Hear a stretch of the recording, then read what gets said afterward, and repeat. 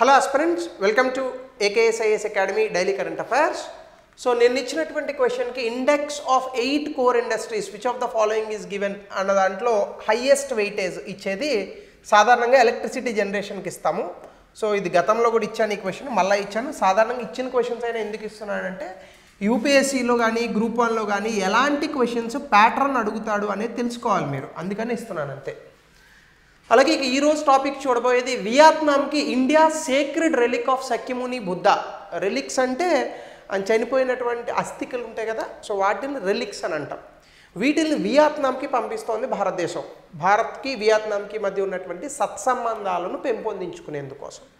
అయితే ఈ పర్టికులర్ కాన్సెప్ట్లో మనం అర్థం చేసుకోవాల్సింది ఎందుకు ఈ రిలిక్స్ని పంపిస్తున్నారు అంటే, బౌద్ధ మతం భారతదేశంలో కన్నా మన తూర్పు వైపు ఉన్నటువంటి దేశాల్లో అధికంగా పాపులర్ అయింది. China, Vietnam, Cambodia, Laos, Myanmar, ఇంకా అటుపక్క మలేషియా, గట్టిగా మాట్లాడితే జపాన్ వరకు కూడా వెళ్ళింది. కానీ భారతదేశంలో చాలా అద్భుతంగా వ్యాప్తి చెందినప్పటికీ ఈ శంకరాచార్యుడు ఎఫెక్ట్కి తట్టుకోలేకపోయింది బుద్ధిజం. సో దీనికి సంబంధించి ఈరోజు మనం కొన్ని విషయాలను ఈరోజు తెలుసుకుందాం. ముఖ్యంగా న్యూస్లో ఎందుకుంది అంటే, ఇండియా బుద్ధిస్ట్ రెలిక్ని వియత్నాంకి పంపించబోతోంది.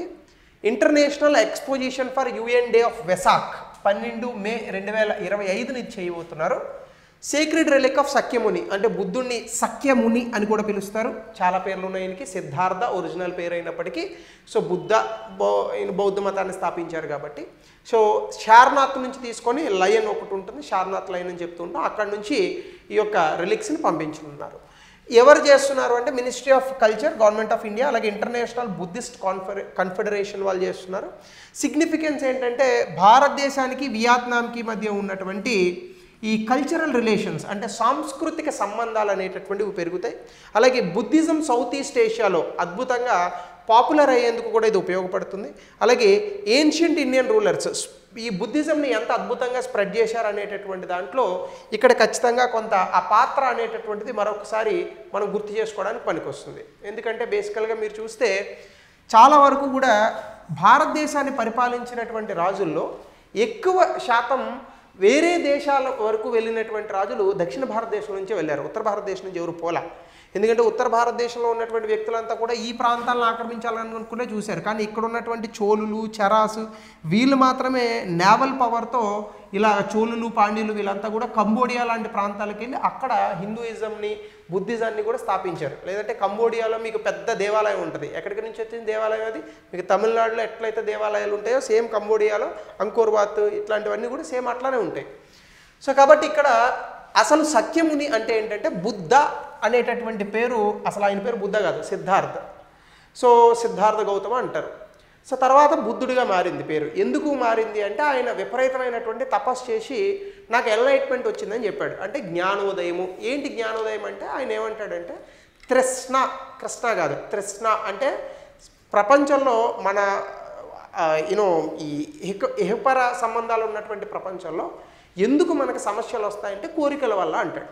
సో కాబట్టి కోరికలను జయించాలని అంటాడు. కాకపోతే నాకు ఒక సమస్య ఉంది ఇక్కడ. ఏంటంటే కోరికల్ని జయించాలని అనుకోవడం కూడా కోరిక ఉన్నట్టే కదా. అంటే ఇప్పుడు బౌద్ధ మతం మనకి క్లుప్తంగా చెప్పాలంటే ఏం చెప్తుంది? ఏ కోరికలు లేకుండా జీవించు. ఏ కోరిక లేకుండా ఉండాలని అనుకోవడం కూడా కోరికే కదా. సో కాబట్టి చాలా కష్టతరమైనటువంటి అంశం. ఏమైనప్పటికీ ఆయన అవేకెండ్ వన్ అని అంటారు. అంటే ఏంటి? జ్ఞానోదయం పొందినటువంటి వ్యక్తి బుద్ధ అంటే అర్థం. ఇది ఎవరైతే బుద్ధిజంలో జ్ఞానోదయాన్ని పొందుతారో, అది తర్వాత వచ్చిన నాగార్జున కావచ్చు, ఇంకెవరైనా కావచ్చు, సో వాళ్ళందరినీ కూడా బుద్ధ అనే పిలుస్తారు. బట్ సాధారణంగా మనం బుద్ధుడికే ఈ రకమైనటువంటి బుద్ధ అనేటటువంటి పేరుతో ప్రాచుర్యంలోకి తీసుకొచ్చాం. సఖ్యముని అంటే ఆయన సఖ్య క్లాన్కి చెందినటువంటి వ్యక్తి కాబట్టి, అందులో వచ్చినటువంటి ముని కాబట్టి సఖ్యముని అని అంటారు. So సఖ్య Muni Buddha specially refers to Siddhartha Gautama. ఆయన ఒరిజినల్ పేరు, ఆయన క్షత్రియుడు, ఒరిజినల్ పేరు సిద్ధార్థ గౌతమ. ఆయన వచ్చినటువంటి ప్రాంతం లుంబిని, ప్రస్తుతానికి నేపాల్లో ఉంది. So he was the son of Shuddhodana, queen Maya, వీళ్ళిద్దరికీ జన్మించినటువంటి వ్యక్తి. కపిల్వాస్తు ఆ ప్రాంతంలో జన్మించారు. ఈయన ఏన్షియంట్ సఖ్య రిపబ్లిక్కి చెందినటువంటి ప్రాంతం. సో అది మీకు దగ్గర నేపాల్ దగ్గర ఉంటుంది అది. సో అలాగే సిగ్నిఫికెన్స్ ఆఫ్ సారనాథ్ రిలిక్ కనుక మనం చూస్తే, నాగార్జున కొండ నుంచి దీన్ని ఎక్స్కవేషన్ చేశారు ఆంధ్రప్రదేశ్లో 1927 నుంచి 31. సో అప్పట్లో archaeological survey of India British వాళ్ళ ఆధ్వర్యంలో చేశారు. ఇదేంటంటే గౌతమ బుద్ధుడి యొక్క రిలిక్స్ అని చెప్పి చెప్తారు. సో ఆయన మహాపరినిర్వాణ అంటే ఆయన ఈ జీవితాన్ని త్యజించినప్పుడు సో తర్వాత ఆయన తాలూకా రిలిక్స్ని చాలా చోట్ల తీసుకెళ్ళి భద్రపరిచారు. నాగార్జున కొండ ఆంధ్రప్రదేశ్లో ఉన్నటువంటి ప్రాంతం కూడా ఒకటి. అక్కడ నుంచి రిలిక్స్ని తీసుకొచ్చారని చెప్తూ ఉంటారు. తర్వాత మహాబోధి సొసైటీ ఆఫ్ ఇండియాకి 1932లో దీన్ని గిఫ్ట్గా ఇచ్చారు. కరెంట్లీ అక్కడ మనకి మూలగంధ కుటి విహార అని చెప్పి షార్నాథ్లో ఈ రిలిక్స్ అనేటటువంటి ఉన్నాయి. అక్కడ ఒక గుడిలాగా కూడా కట్టారనమాట. సో అది దీనికి సంబంధించినటువంటి విషయం. అలాగే Indian ruler spread of Buddhism కనుక మనం చూస్తే ముఖ్యంగా అశోకుడు గురించి చెప్పుకోవాలి. ఎందుకంటే అశోకుడు యుద్ధం చేసిన తర్వాత ముఖ్యంగా ఇక్కడ మన ఒడిశా ఈ ప్రాంతంలో చేస్తారు కదా, ఆ యుద్ధం చేసిన తర్వాత ఆయన బుద్ధిజంలోకి మారాడు అని చెప్తూ ఉంటారు. బుద్ధిజాన్ని స్ప్రెడ్ చేయడంలో కూడా ఆయన చాలా కష్టపడ్డాడు. తర్వాత కాలంలో ఆయన అశోకుని యొక్క కుమార్తె ఆల్మోస్ట్ ఆల్ మన శ్రీలంక ప్రాంతానికి వెళ్ళి ఈ యొక్క బుద్ధిజంని స్ప్రెడ్ చేశారని చెప్తారు. అయితే బుద్ధిస్ట్ మిషనరీస్ని కూడా సౌత్ ఈస్ట్ ఏషియాలోకి పంపించారు. ముఖ్యంగా మహింద ఆయన సన్, సంగమిత్ర ఆయన డాటర్. ఈవిడ మెయిన్ రీజన్ యాక్చువల్గా మనకి శ్రీలంకలో బుద్ధిజం అనేటటువంటి దాన్ని స్థాపించడానికి గాను చాలా అద్భుతమైనటువంటి పాత్రను పోషించారు. శ్రీలంకలో ఉన్నటువంటి బుద్ధిజాన్ని మనం తెరవాడ బుద్ధిజం అని అంటాం. అలాగే అశోకుని యొక్క మిషన్స్ అనేటటువంటివి Sri Lanka, south East Asia like Malaysia, Philippines, అలాగే మనం చెప్పుకున్నటువంటి కంబోడియా, వియత్నాం ఇలాంటి ప్రాంతాల్లో చాలా ఎక్కువగా బుద్ధిజం స్ప్రెడ్ అవ్వడానికి ఉపయోగపడింది. గుప్తా పీరియడ్లో 4 నుంచి 6వ సెంచరీలో కూడా మహాయాన బుద్ధిజం నీళ్ళు బాగా స్ప్రెడ్ చేశారు. ముఖ్యంగా సౌత్ ఈస్ట్ ఏషియాలో ట్రేడ్ కానీ స్కాలర్స్ కానీ అంటే అక్కడ నుంచి వచ్చినటువంటి స్కాలర్స్ కానీ వీళ్ళంతా కూడా ఈ మహాయాన బుద్ధిజం స్ప్రెడ్ చేశారు. ఎక్కువ మంది ఈవెన్ మనకి బీహార్లో ఉండేటటువంటి మన యూనివర్సిటీ కూడా వచ్చేటోళ్ళట అప్పుడు. అలాగే గుప్తా రూలర్స్ బుద్ధిస్ట్ యూనివర్సిటీని ఇందా చెప్పినట్టుగా నలంద యూనివర్సిటీ ఇలాంటి వాటిని ఇంటర్నేషనల్ మాంక్స్ అంటే అంతర్జాతీయంగా ఉన్నటువంటి చాలామంది ఈ యొక్క సెయింట్స్ ఎవరైతే ఉంటారో సన్యాసులు వాళ్ళని ఎక్కువగా మనం తీసుకొచ్చేవాళ్ళం. సో దాని కారణంగా వాళ్ళు బుద్ధిజంని స్టడీ చేసి మనం చదువుకుంటాం కదా యూనో సియుకి ఇట్లాంటి మనం హిస్టరీలో చదువుతాం కొన్ని పేర్లు. సో చైనీస్ పేర్లు ఉంటాయి, సడన్గా గుర్తు రావట్లేదు. సో వీళ్ళందరూ వచ్చి బుద్ధిజంని నేర్చుకొని మళ్ళీ చైనా, మలేషియా ఇలాంటి ప్రాంతాలకు వెళ్ళి బుద్ధిజంని చాలా అద్భుతంగా స్ప్రెడ్ చేశారు. మనం హిస్టరీలో భాగంగా చాలా పేర్లు చదువుతాం. కొంతమంది ఏమో అరబ్బుల దేశాల నుంచి వస్తారు, కొంతమంది చైనా దేశాల నుంచి వస్తారు. అలాగే ఆర్కిటెక్చరల్ అండ్ కల్చరల్ ఇన్ఫ్లుయెన్స్ కనుక చూస్తే బోరోబుదూర్ అని చెప్పి జావా ఇండోనేషియా దగ్గర ఉంది. బుద్ధిస్ట్ మాన్యుమెంట్ చాలా పెద్దది. ఇందులో స్తూపా ఉంటుంది, ఒక టెంపుల్ ఉంటుంది, అలాగే మండలా ఫామ్స్ ఉంటాయి. ఇది గుప్తా, పోస్ట్ గుప్తా వాళ్ళ తాలూకా కళలను ఆధారంగా చేసుకొని ఈ బోరోబుదూర్ని కట్టడం జరిగింది.